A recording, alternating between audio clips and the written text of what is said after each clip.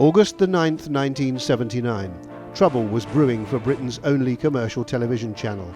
The evening headlines might well have sounded like this.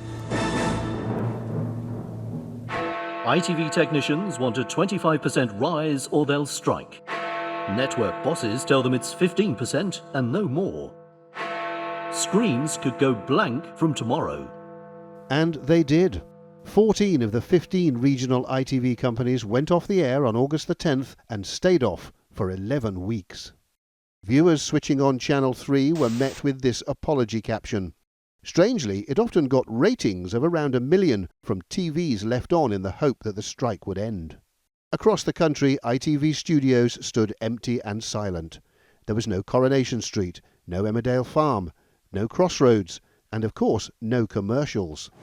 And I like Coronation Street and Crossroads, and BBC just as rubbish. Yeah, I always watched ITV. I never missed it, and I do miss it now. Dave Peregrine was a vision engineer and an official for the technicians union, the ACTT. His members had no gripe with their own ITV managers, but it was one out, all out. There had been disputes before, over in a week or two perhaps. 11 weeks was exceptional.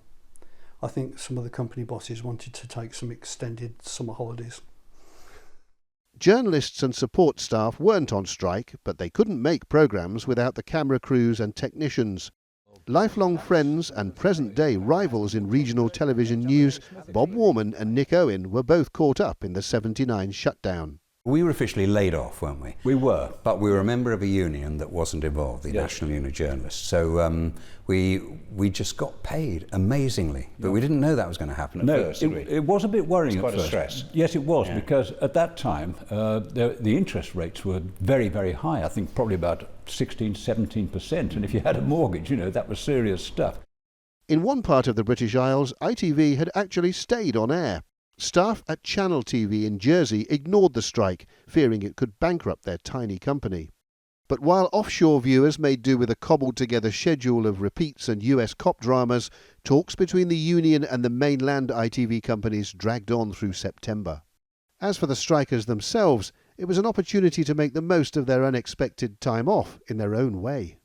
Some of the girls did secretarial work. Yeah, some of the PAs did secretarial work. Yeah. I didn't. I sort of thought, oh, I'll get a job, and then went to Spain very cheaply, stayed with in a friend's flat, and just enjoyed myself, really. It was, you know... You came round to me one day and we sat in the garden in the sunshine. Drinking sherry, I think. That's right.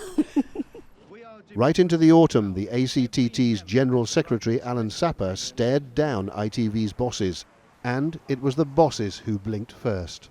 We sat it out for 11 weeks, and eventually, of course, we came back begging for mercy, and we reached a settlement that was much higher than what they'd been asking for and what they were striking over in the first place. On October the 24th, 1979, the apology caption was finally updated, and the Mike Sam's singers cheerily announced, "Welcome, welcome, welcome home to ITV." The first face back on screen was ITN newscaster Leonard Parkin, happy to put it all behind him. Good evening, again. It's good to be back again, so let me simply say, let's get on with it. The bulletin also reported from Coronation Street, where time had stood still while the stars waited patiently for the Rovers' return. I had decorators in and things like that, getting my home sort of together. Nothing very, very exciting, really. And waiting for the phone call to come back. Television and Radio 1980, the IBA's latest handbook on independent television and independent local radio. There's nothing in here about the strike which had crippled ITV just a few months beforehand, but it cost the network companies £100 million in lost advertising revenue. The settlement took the average technician's salary from £8,000 a year to £11,620, an increase of 45%. Some say the union had the bosses over a barrel, others that it was a fair settlement for the time. But it was 75 days without ITV, leaving viewers with just, well, the other lot. And in the end, nobody wanted that. Andy Bevan. ITV.